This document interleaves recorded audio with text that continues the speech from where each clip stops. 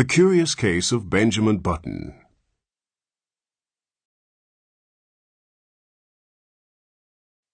As long ago as 1860, it was the proper thing to be born at home. At present, so I am told, the high gods of medicine have decreed that the first cries of the young shall be uttered upon the anesthetic air of a hospital, preferably a fashionable one. So young Mr. and Mrs. Roger Button were 50 years ahead of style when they decided, one day in the summer of 1860, that their first baby should be born in a hospital. Whether this anachronism had any bearing upon the astonishing history I am about to set down will never be known. I shall tell you what occurred, and let you judge for yourself. The Roger Buttons held an enviable position, both social and financial, in antebellum Baltimore. They were related to the this family and the that family, which, as every Southerner knew, entitled them to membership in that enormous peerage which largely populated the Confederacy. This was their first experience with the charming old custom of having babies. Mr. Button was naturally nervous. He hoped it would be a boy, so that he could be sent to Yale College in Connecticut, at which institution Mr. Button himself had been known for 4 years by the somewhat obvious nickname of Cuff. On the September morning consecrated to the enormous event, he arose nervously at 6 o'clock, dressed himself, adjusted an impeccable stock, and hurried forth through the streets of Baltimore to the hospital, to determine whether the darkness of the night had borne in new life upon its bosom. When he was approximately 100 yards from the Maryland Private Hospital for Ladies and Gentlemen, he saw Dr. Keene, the family physician, descending the front steps, rubbing his hands together with a washing movement, as all doctors are required to do by the unwritten ethics of their profession.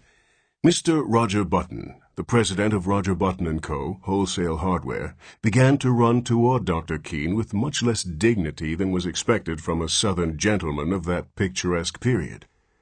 "Dr. Keene!" he called. "Oh, Dr. Keene!"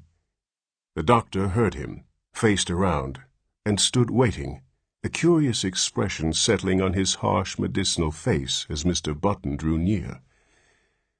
"What happened?" demanded Mr. Button as he came up in a gasping rush. "What was it? How is she?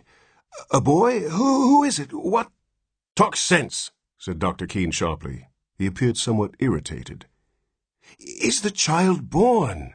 begged Mr. Button. Dr. Keene frowned. "Why, yes, I suppose so, after a fashion." Again he threw a curious glance at Mr. Button. "Is my wife all right?" "Yes." "Is it a boy or a girl?" "Here now," cried Dr. Keene in a perfect passion of irritation. "I'll ask you to go and see for yourself. Outrageous!" He snapped the last word out in almost one syllable. Then he turned away, muttering, "Do you imagine a case like this will help my professional reputation? One more would ruin me. Ruin anybody." "What's the matter?" demanded Mr. Button, appalled. "Triplets?" "No, not triplets," answered the doctor cuttingly. "What's more, you can go and see for yourself. And get another doctor. I brought you into the world, young man, and I've been physician to your family for 40 years. But I'm through with you. I don't want to see you or any of your relatives ever again. Goodbye." Then he turned sharply, and without another word climbed into his phaeton, which was waiting at the curbstone, and drove severely away. Mr. Button stood there upon the sidewalk, stupefied and trembling from head to foot. What horrible mishap had occurred? He had suddenly lost all desire to go into the Maryland Private Hospital for Ladies and Gentlemen.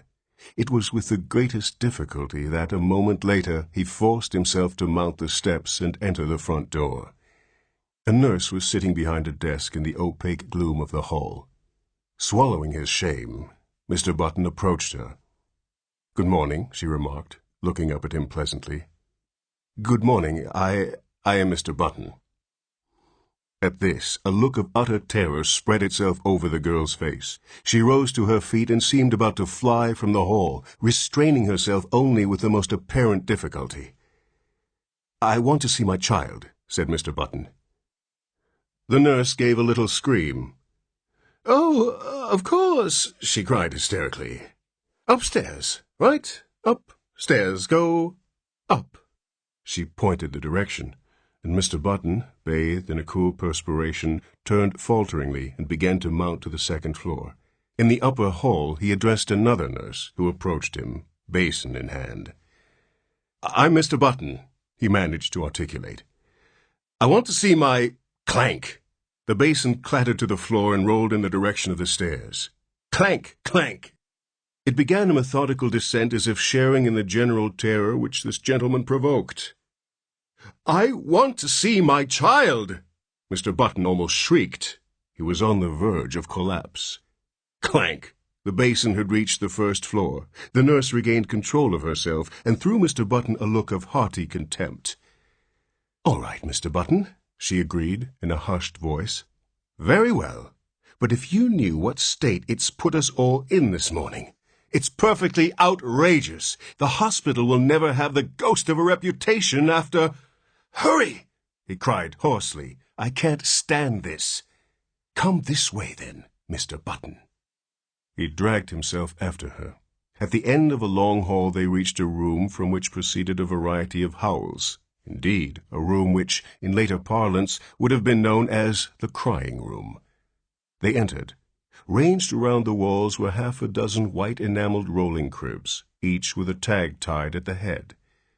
"Well," gasped Mr. Button, "which is mine?" "There," said the nurse. Mr. Button's eyes followed her pointing finger, and this is what he saw. Wrapped in a voluminous white blanket and partially crammed into one of the cribs, there sat an old man, apparently about 70 years of age. His sparse hair was almost white, and from his chin dripped a long smoke-colored beard, which waved absurdly back and forth, fanned by the breeze coming in at the window. He looked up at Mr. Button with dim, faded eyes, in which lurked a puzzled question. "Am I mad?" thundered Mr. Button, his terror resolving into rage. "Is this some ghastly hospital joke?" "It doesn't seem like a joke to us," replied the nurse severely. "And I don't know whether you're mad or not, but that is most certainly your child." The cool perspiration redoubled on Mr. Button's forehead. He closed his eyes, and then, opening them, looked again. There was no mistake. He was gazing at a man of 70, a baby of 70, a baby whose feet hung over the sides of the crib in which it was reposing. The old man looked placidly from one to the other for a moment, and then suddenly spoke in a cracked and ancient voice. "Are you my father?" he demanded. Mr. Button and the nurse started violently. "Because if you are," went on the old man querulously, "I wish you'd get me out of this place, or at least get them to put a comfortable rocker in here." "Where in God's name did you come from?" "Who are you?" burst out Mr. Button frantically. "I can't tell you exactly who I am," replied the querulous whine, "because I've only been born a few hours, but my last name is certainly Button." "You lie. You're an impostor." The old man turned wearily to the nurse. "Nice way to welcome a newborn child," he complained in a weak voice. "Tell him he's wrong, why don't you?" "You're wrong, Mr. Button," said the nurse severely. "This is your child, and you'll have to make the best of it. We're going to ask you to take him home with you as soon as possible, sometime today." "Home?" repeated Mr. Button incredulously. "Yes, we can't have him here. We really can't, you know." "I'm right glad of it," whined the old man. "This is a fine place to keep a youngster of quiet tastes, with all this yelling and howling. I haven't been able to get a wink of sleep. I asked for something to eat." Here his voice rose to a shrill note of protest. "And they brought me a bottle of milk!"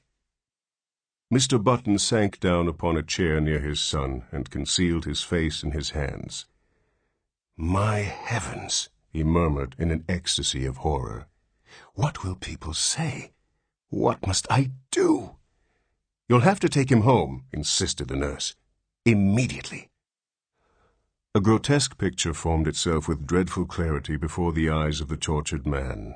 A picture of himself walking through the crowded streets of the city with this appalling apparition stalking by his side. "I can't, he moaned. People would stop to speak to him, and what was he going to say? He would have to introduce this septuagenarian. "This is my son, born early this morning." And then the old man would gather his blanket around him, and they would plod on, past the bustling stores, the slave market, for a dark instant Mr. Button wished passionately that his son was black, past the luxurious houses of the residential district, past the home for the aged. "Come, pull yourself together," commanded the nurse. "See here," the old man announced suddenly. "If you think I'm going to walk home in this blanket, you're entirely mistaken. Babies always have blankets." With a malicious crackle, the old man held up a small white swaddling garment. "Look," he quavered. "This is what they had ready for me." "Babies always wear those," said the nurse primly. "Well," said the old man, "this baby's not going to wear anything in about 2 minutes. This blanket itches. They might at least have given me a sheet." Keep it on," said Mr. Button hurriedly. He turned to the nurse. "What'll I do?" "Go downtown and buy your son some clothes." Mr. Button's son's voice followed him down into the hall. "And a cane, father. I want to have a cane." Mr. Button banged the outer door savagely. "Good morning," Mr. Button said nervously to the clerk in the Chesapeake Dry Goods Company. "I want to buy some clothes for my child." "How old is your child, sir?" "About 6 hours," answered Mr. Button without due consideration. "Baby's supply department in the rear." "Why, I don't think... I'm not sure that's what I want. He's an unusually large-sized child, exceptionally, large." "Well, they have the largest child sizes." "Where is the boys' department?" inquired Mr. Button, shifting his ground desperately. He felt that the clerk must surely scent his shameful secret. "Right here." "Well," he hesitated. The notion of dressing his son in men's clothes was repugnant to him. If, say, he could only find a very large boy's suit, he might cut off that long and awful beard, dye the white hair brown, and thus manage to conceal the worst, and to retain something of his own self-respect, not to mention his position in Baltimore society. But a frantic inspection of the boys' department revealed no suits to fit the newborn Button. He blamed the store, of course. In such cases, it is the thing to blame the store. "How old did you say that boy of yours was?" demanded the clerk curiously. "He's 16. "Oh, I beg your pardon. I thought you said 6 hours. You'll find the youth's department in the next aisle." Mr. Button turned miserably away. Then he stopped, brightened, and pointed his finger toward a dressed dummy in the window display. "There," he exclaimed. "I'll take that suit, out there on the dummy." The clerk stared. "Why," he protested, "that's not a child's suit. At least it is, but it's for fancy dress. You could wear it yourself." "Wrap it up," insisted his customer nervously. "That's what I want." The astonished clerk obeyed. Back at the hospital, Mr. Button entered the nursery and almost threw the package at his son. "Here's your clothes," he snapped out. The old man untied the package and viewed the contents with a quizzical eye. "They look sort of funny to me," he complained. "I don't want to be made a monkey of." "You've made a monkey of me," retorted Mr. Button fiercely. "Never you mind how funny you look. Put them on, or I'll spank you." He swallowed uneasily at the penultimate word, feeling nevertheless that it was the proper thing to say. "All right, father." This with a grotesque simulation of filial respect. "You've lived longer. You know best, just as you say." As before, the sound of the word father caused Mr. Button to start violently. "And hurry." "I'm hurrying, father." When his son was dressed, Mr. Button regarded him with depression. The costume consisted of dotted socks, pink pants, and a belted blouse with a wide white collar. Over the latter waved a long whitish beard, drooping almost to the waist. The effect was not good. "Wait!" Mr. Button seized a hospital shears and, with 3 quick snaps, amputated a large section of the beard. But even with this improvement, the ensemble fell far short of perfection. The remaining brush of scraggly hair, the watery eyes, the ancient teeth, seemed oddly out of tone with the gaiety of the costume. Mr. Button, however, was obdurate. He held out his hand. "Come along," he said sternly. His son took the hand trustingly. "What are you going to call me, Dad?" he quavered as they walked from the nursery. "Just Baby for a while, till you think of a better name?" Mr. Button grunted. "I don't know," he answered harshly. "I think we'll call you Methuselah." Even after the new addition to the Button family had had his hair cut short, and then dyed to a sparse, unnatural black, had had his face shaved so close that it glistened, and had been attired in small-boy clothes made to order by a flabbergasted tailor, it was impossible for Mr. Button to ignore the fact that his son was a poor excuse for a first family baby. Despite his aged stoop, Benjamin Button, for it was by this name they called him, instead of by the appropriate but invidious Methuselah, was 5 feet 8 inches tall. His clothes did not conceal this, nor did the clipping and dyeing of his eyebrows disguise the fact that the eyes underneath were faded and watery and tired. In fact, the baby nurse who had been engaged in advance left the house after one look in a state of considerable indignation. But Mr. Button persisted in his unwavering purpose. Benjamin was a baby, and a baby he should remain. At first he declared that if Benjamin didn't like warm milk, he could go without food altogether, but he was finally prevailed upon to allow his son bread and butter, and even oatmeal by way of a compromise.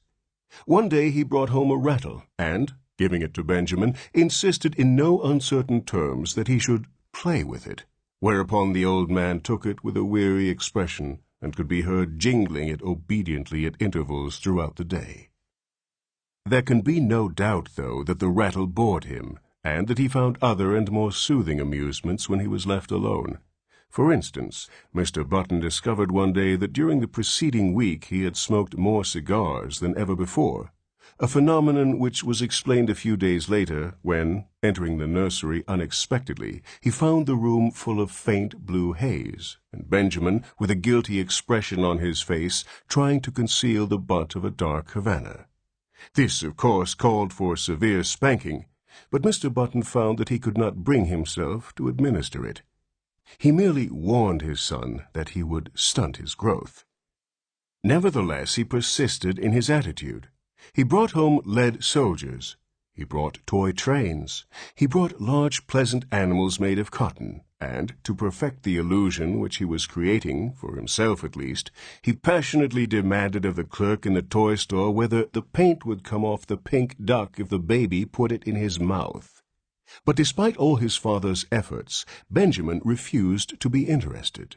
He would steal down the back stairs and return to the nursery with a volume of the Encyclopedia Britannica, over which he would pore through an afternoon, while his cotton cows and his Noah's Ark were left neglected on the floor.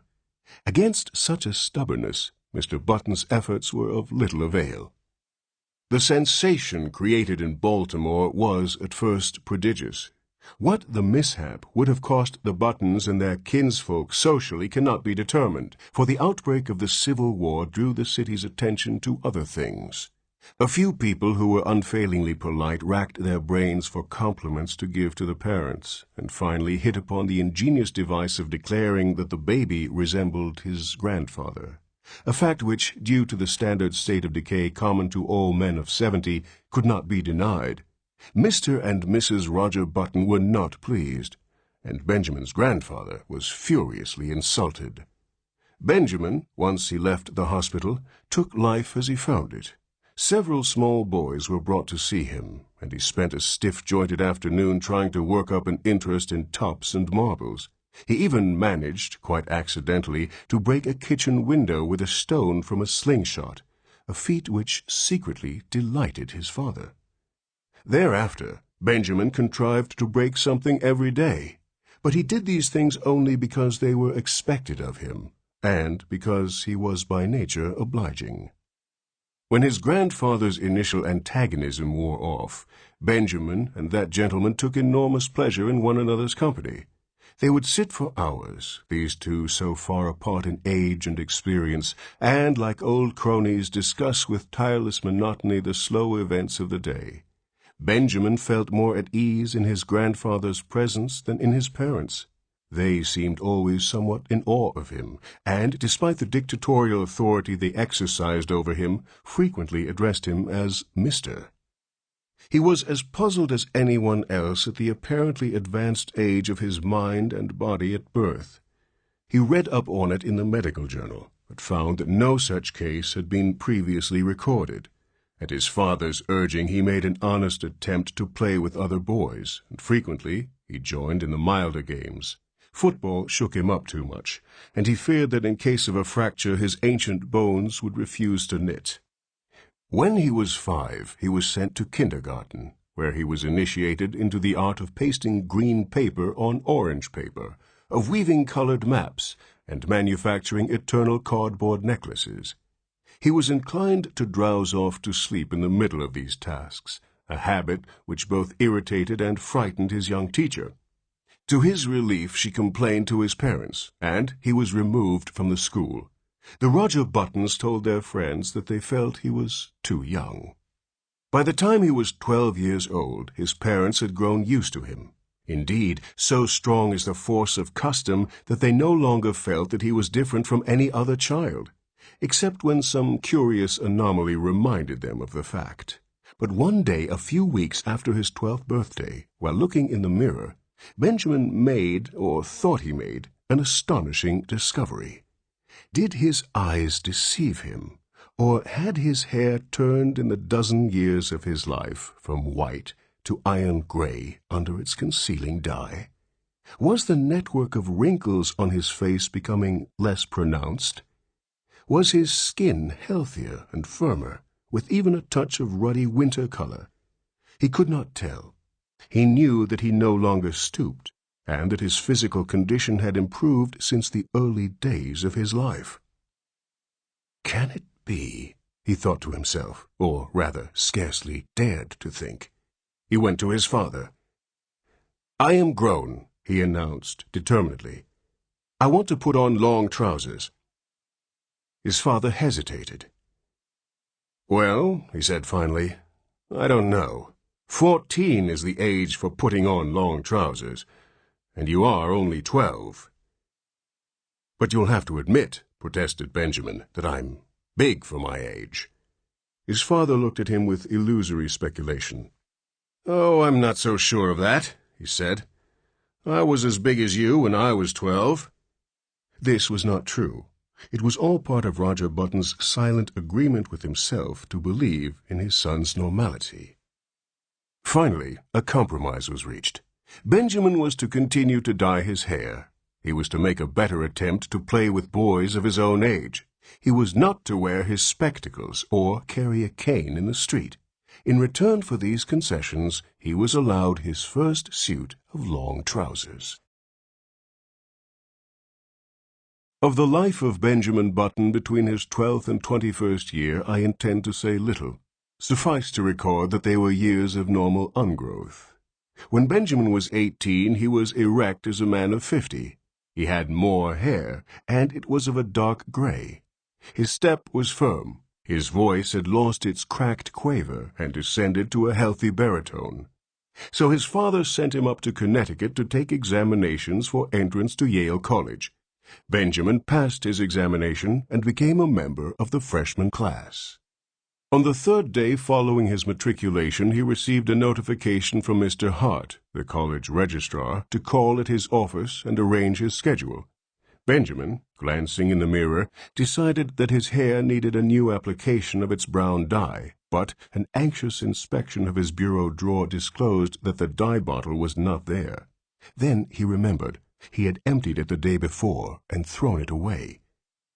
He was in a dilemma. He was due at the registrar's in 5 minutes. There seemed to be no help for it. He must go as he was. He did. "Good morning," said the registrar politely. "You've come to inquire about your son." "Why, as a matter of fact, my name's Button," began Benjamin, but Mr. Hart cut him off. "I'm very glad to meet you, Mr. Button. I'm expecting your son here any minute." "That's me," burst out Benjamin. "I'm a freshman." "What?" "I'm a freshman."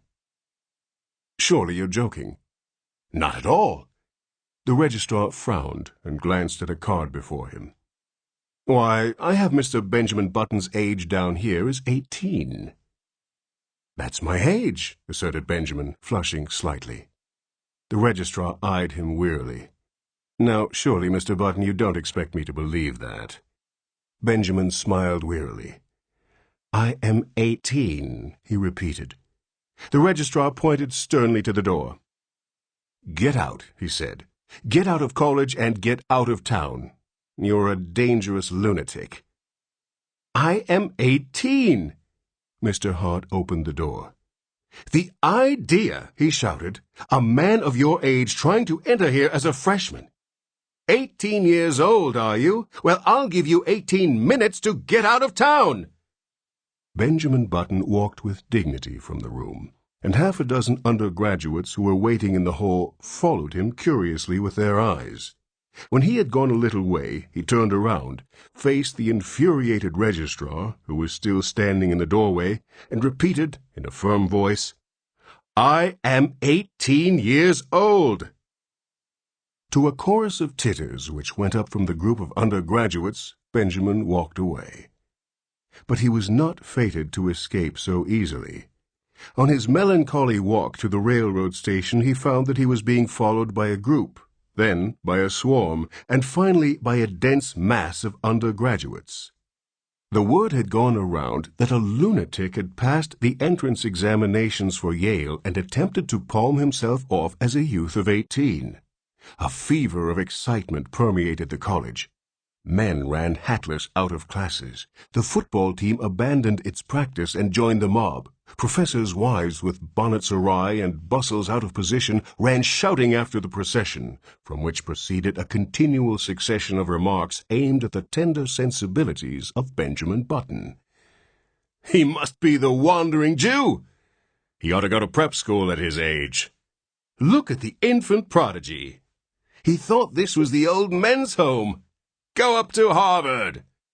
Benjamin increased his gait, and soon he was running. He would show them. He would go to Harvard, and then they would regret these ill-considered taunts.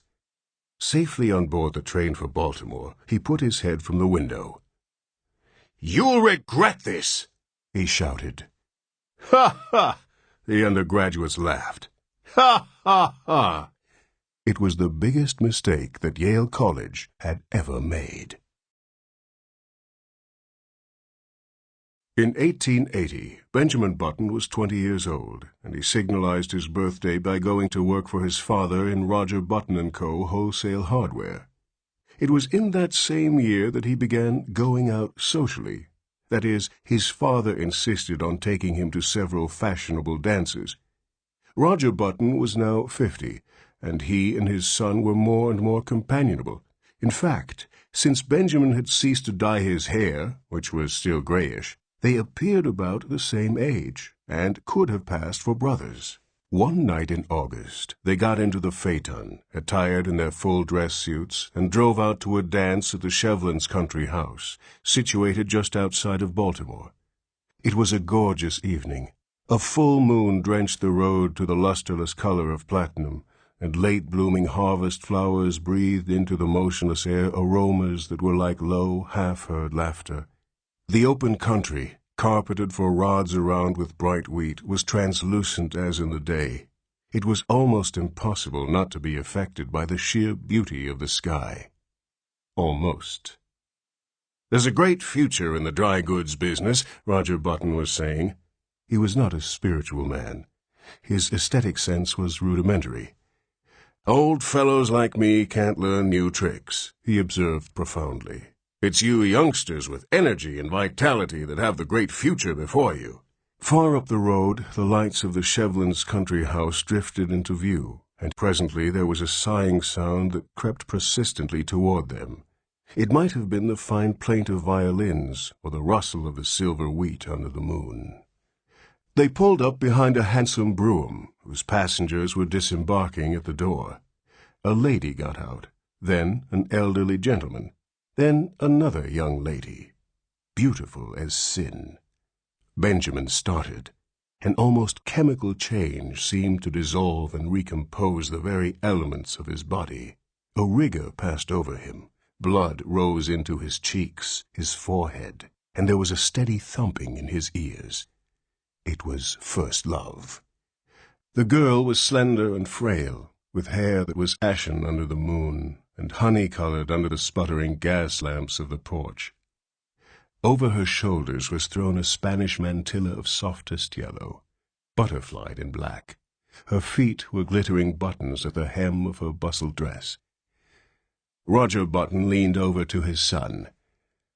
"That," he said, "is young Hildegarde Moncrief, the daughter of General Moncrief." Benjamin nodded coldly. "Pretty little thing," he said indifferently. But when the Negro boy had led the buggy away, he added, "Dad, you might introduce me to her." They approached a group of which Miss Moncrief was the center. Reared in the old tradition, she curtsied low before Benjamin. Yes, he might have a dance. He thanked her and walked away, staggered away. The interval until the time for his turn should arrive dragged itself out interminably. He stood close to the wall, silent, inscrutable, watching with murderous eyes the young bloods of Baltimore as they eddied around Hildegarde Moncrief, passionate admiration in their faces. How obnoxious they seemed to Benjamin, how intolerably rosy. Their curling brown whiskers aroused in him a feeling equivalent to indigestion. But when his own time came, and he drifted with her out upon the changing floor to the music of the latest waltz from Paris, his jealousies and anxieties melted from him like a mantle of snow. Blind with enchantment, he felt that life was just beginning. "You and your brother got here just as we did, didn't you?" asked Hildegarde, looking up at him with eyes that were like bright blue enamel. Benjamin hesitated. If she took him for his father's brother, would it be best to enlighten her? He remembered his experience at Yale, so he decided against it. It would be rude to contradict a lady. It would be criminal to mar this exquisite occasion with the grotesque story of his origin.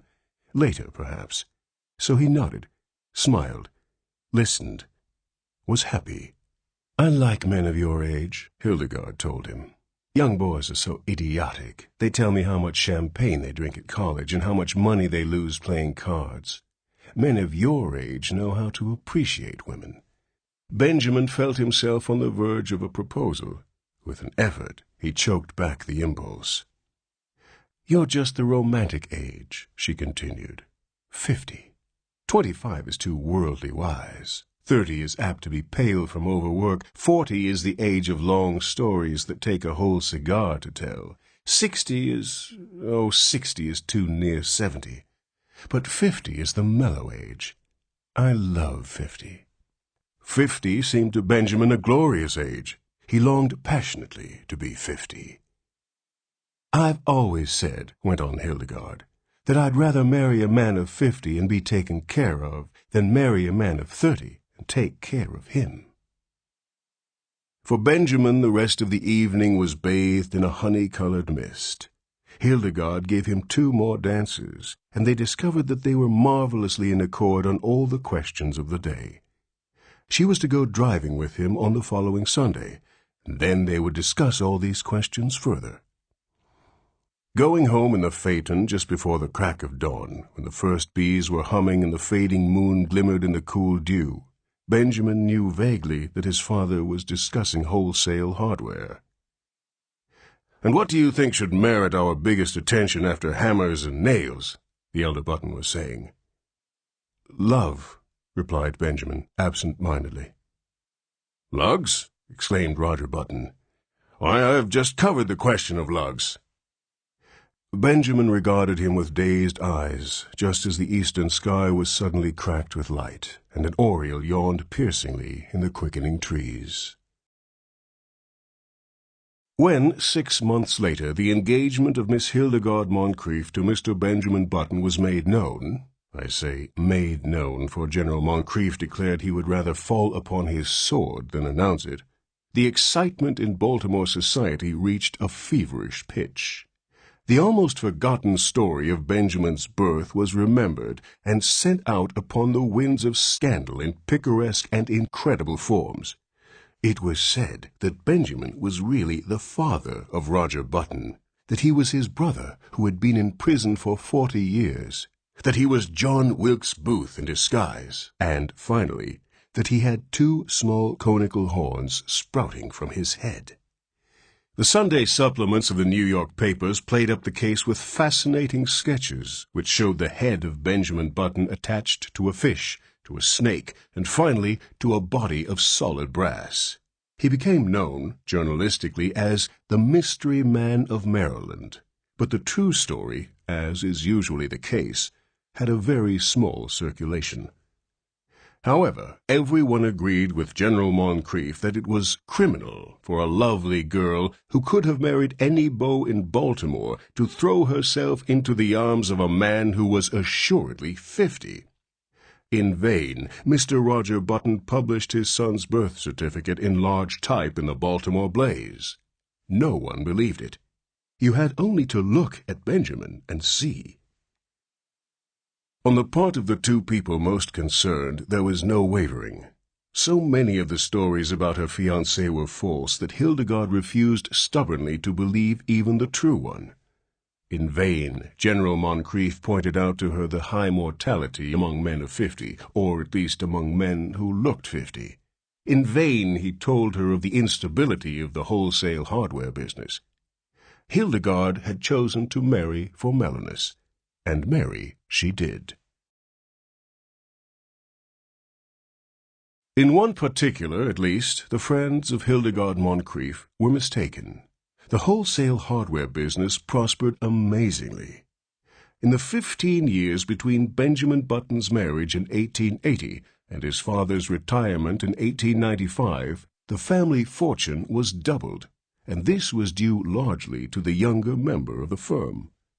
Needless to say, Baltimore eventually received the couple to its bosom. Even old General Moncrief became reconciled to his son-in-law when Benjamin gave him the money to bring out his History of the Civil War in 20 volumes, which had been refused by 9 prominent publishers. In Benjamin himself, 15 years had wrought many changes. It seemed to him that the blood flowed with new vigor through his veins. It began to be a pleasure to rise in the morning, to walk with an active step along the busy, sunny street, to work untiringly with his shipments of hammers and his cargoes of nails. It was in 1890 that he executed his famous business coup. He brought up the suggestion that all nails used in nailing up the boxes in which nails are shipped are the property of the shippee, a proposal which became a statute, was approved by Chief Justice Fussell, and saved Roger Button and Company, wholesale hardware, more than 600 nails every year. In addition, Benjamin discovered that he was becoming more and more attracted by the gay side of life. It was typical of his growing enthusiasm for pleasure that he was the first man in the city of Baltimore to own and run an automobile. Meeting him on the street, his contemporaries would stare enviously at the picture he made of health and vitality. "He seems to grow younger every year," they would remark. And if old Roger Button, now 65 years old, had failed at first to give a proper welcome to his son, he atoned at last by bestowing on him what amounted to adulation. And here we come to an unpleasant subject, which it will be well to pass over as quickly as possible. There was only one thing that worried Benjamin Button. His wife had ceased to attract him. At that time, Hildegarde was a woman of 35, with a son, Roscoe, 14 years old. In the early days of their marriage, Benjamin had worshipped her, but as the years passed, her honey-colored hair became an unexciting brown. The blue enamel of her eyes assumed the aspect of cheap crockery. Moreover, and most of all, she had become too settled in her ways, too placid, too content, too anemic in her excitements, and too sober in her taste. As a bride, it had been she who had dragged Benjamin to dances and dinners. Now conditions were reversed. She went out socially with him, but without enthusiasm, devoured already by that eternal inertia which comes to live with each of us one day and stays with us to the end. Benjamin's discontent waxed stronger. At the outbreak of the Spanish-American War in 1898, his home had for him so little charm that he decided to join the army. With his business influence, he obtained a commission as captain, and proved so adaptable to the work that he was made a major, and finally a lieutenant colonel, just in time to participate in the celebrated charge up San Juan Hill. He was slightly wounded, and received a medal. Benjamin had become so attached to the activity and excitement of army life that he regretted to give it up, but his business required attention, so he resigned his commission and came home. He was met at the station by a brass band and escorted to his house. Hildegard, waving a large silk flag, greeted him on the porch, and even as he kissed her, he felt with a sinking of the heart that these 3 years had taken their toll. She was a woman of 40 now, with a faint, skirmish line of gray hairs in her head. The sight depressed him. Up in his room he saw his reflection in the familiar mirror. He went closer and examined his own face with anxiety, comparing it after a moment with a photograph of himself in uniform taken just before the war. "Good Lord," he said aloud. The process was continuing. There was no doubt of it. He looked now like a man of 30. Instead of being delighted, he was uneasy. He was growing younger. He had hitherto hoped that once he reached a bodily age equivalent to his age in years, the grotesque phenomenon which had marked his birth would cease to function. He shuddered. His destiny seemed to him awful, incredible. When he came downstairs, Hildegard was waiting for him. She appeared annoyed, and he wondered if she had at last discovered that there was something amiss. It was with an effort to relieve the tension between them that he broached the matter at dinner in what he considered a delicate way. "Well," he remarked lightly, "everybody says I look younger than ever." Hildegard regarded him with scorn. She sniffed. "Do you think it's anything to boast about?" "I'm not boasting," he asserted uncomfortably. She sniffed again. "The idea," she said, and after a moment, "I should think you'd have enough pride to stop it." "How can I?" he demanded. "I'm not going to argue with you," she retorted, "but there's a right way of doing things and a wrong way. If you've made up your mind to be different from everybody else, I don't suppose I can stop you, but I really don't think it's very considerate." "But Hildegard, I can't help it." "You can too. You're simply stubborn. You think you don't want to be like anyone else. You always have been that way, and you always will be. But just think how it would be if everyone else looked at things as you do. What would the world be like?" As this was an inane and unanswerable argument, Benjamin made no reply, and from that time on a chasm began to widen between them. He wondered what possible fascination she had ever exercised over him. To add to the breach, he found, as the new century gathered headway, that his thirst for gaiety grew stronger.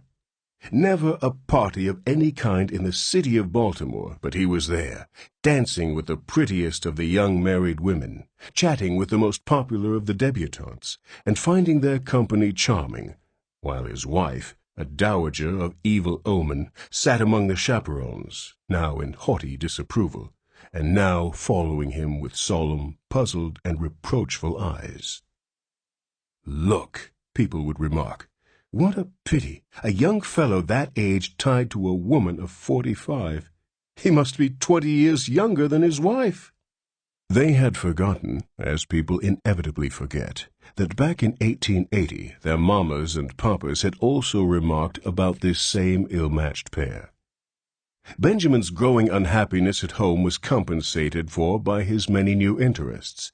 He took up golf and made a great success of it. He went in for dancing.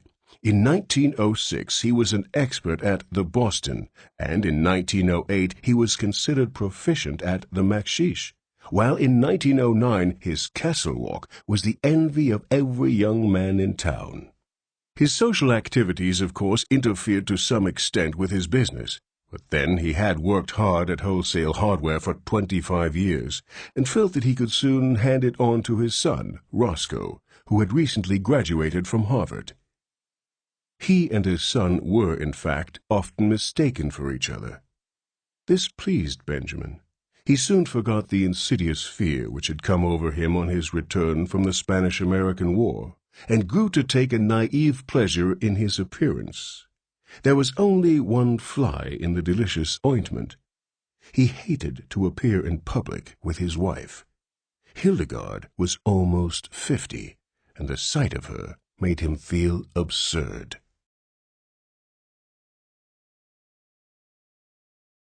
One September day in 1910, a few years after Roger Button & Co. wholesale hardware had been handed over to young Roscoe Button, a man, apparently about 20 years old, entered himself as a freshman at Harvard University in Cambridge. He did not make the mistake of announcing that he would never see 50 again, nor did he mention the fact that his son had been graduated from the same institution 10 years before. He was admitted, and almost immediately attained a prominent position in the class, partly because he seemed a little older than the other freshmen, whose average age was about 18. But his success was largely due to the fact that in the football game with Yale, he played so brilliantly, with so much dash, and with such a cold, remorseless anger, that he scored 7 touchdowns and 14 field goals for Harvard, and caused one entire 11 of Yale men to be carried singly from the field, unconscious. He was the most celebrated man in college. Strange to say, in his 3rd or junior year he was scarcely able to make the team. The coaches said that he had lost weight, and it seemed to the more observant among them that he was not quite as tall as before. He made no touchdowns. Indeed, he was retained on the team chiefly in hope that his enormous reputation would bring terror and disorganization to the Yale team. In his senior year, he did not make the team at all. He had grown so slight and frail that one day he was taken by some sophomores for a freshman, an incident which humiliated him terribly. He became known as something of a prodigy, a senior who was surely no more than 16, and he was often shocked at the worldliness of some of his classmates. His studies seemed harder to him. He felt that they were too advanced. He had heard his classmates speak of St. Midas, the famous preparatory school at which so many of them had prepared for college, and he determined after his graduation to enter himself at St. Midas, where the sheltered life among boys his own size would be more congenial to him. Upon his graduation in 1914, he went home to Baltimore with his Harvard diploma in his pocket. Hildegard was now residing in Italy, so Benjamin went to live with his son Roscoe. But though he was welcomed in a general way, there was obviously no heartiness in Roscoe's feeling toward him.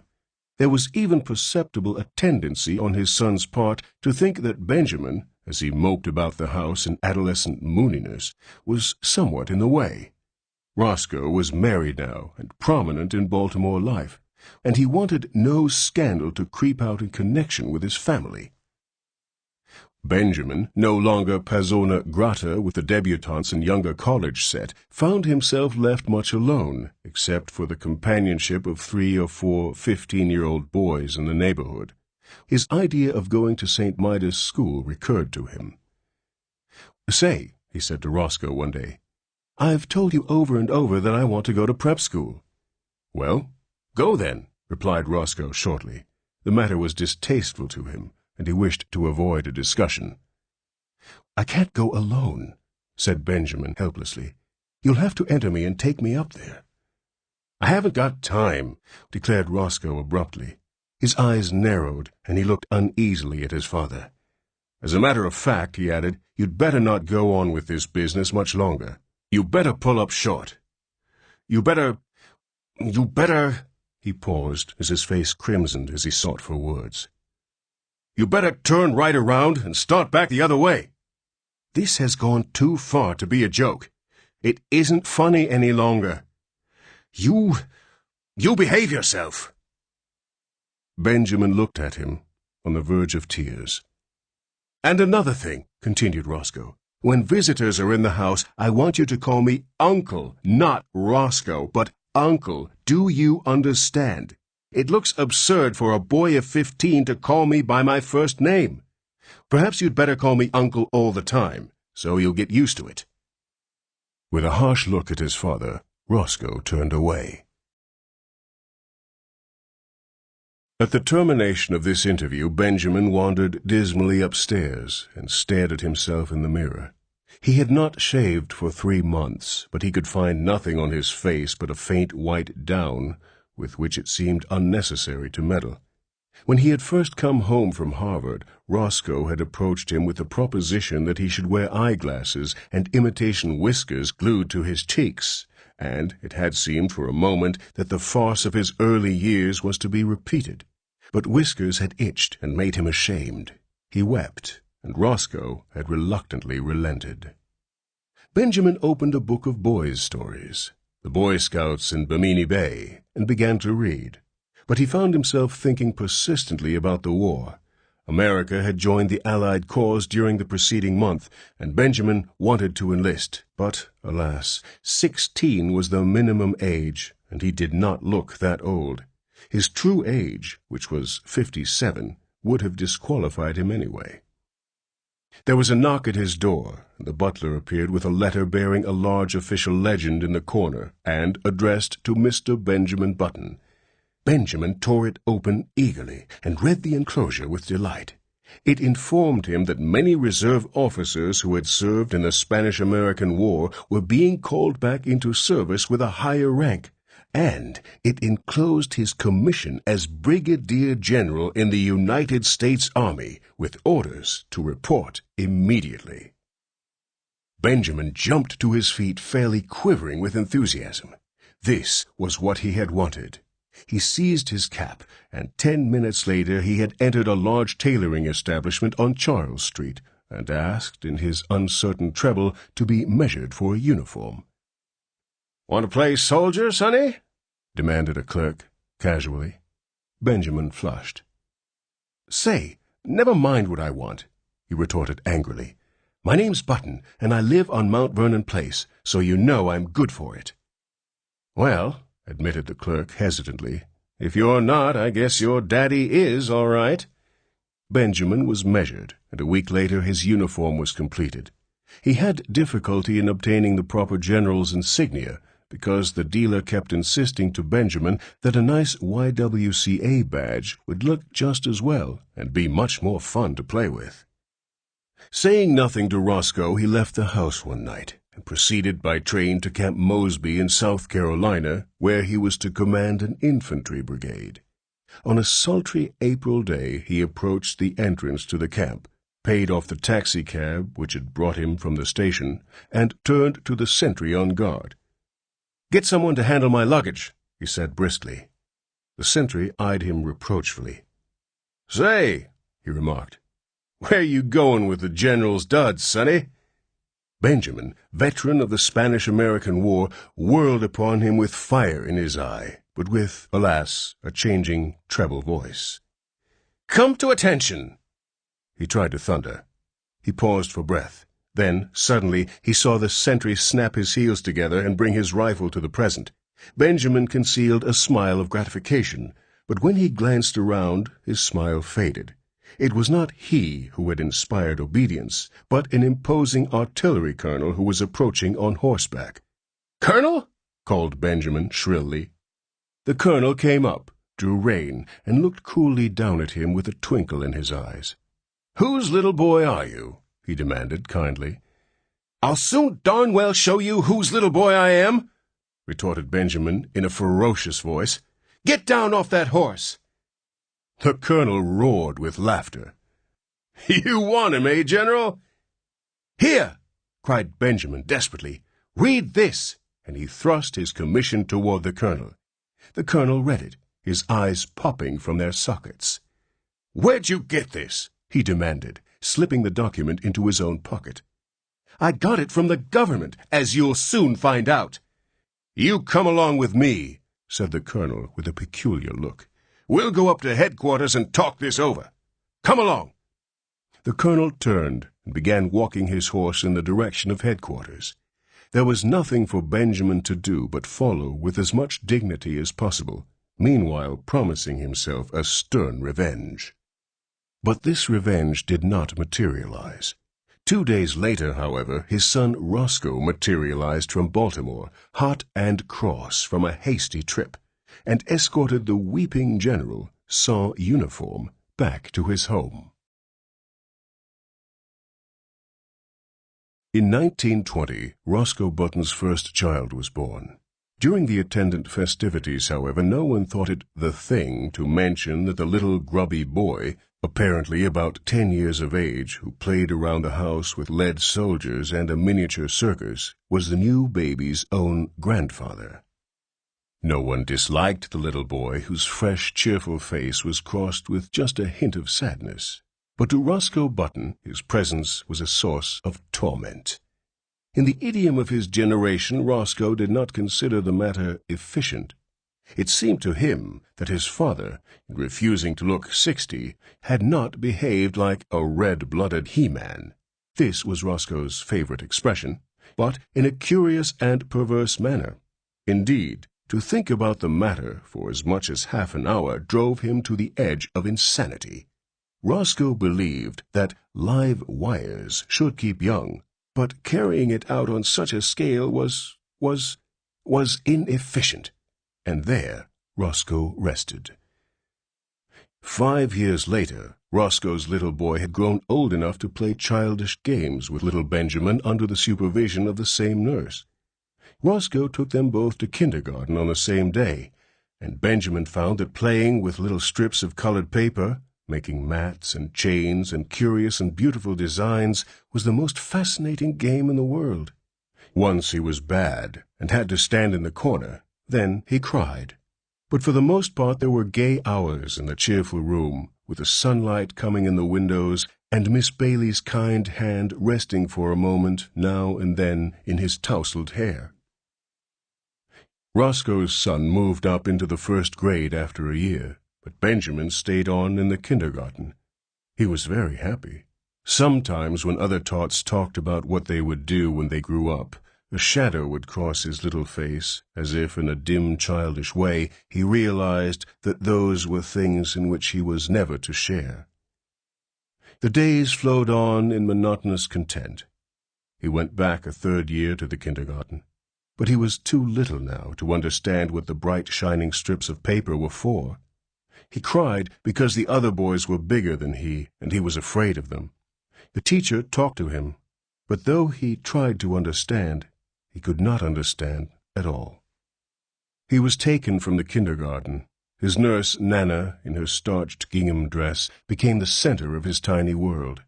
On bright days they walked in the park. Nana would point at a great gray monster and say, "Elephant," and Benjamin would say it after her.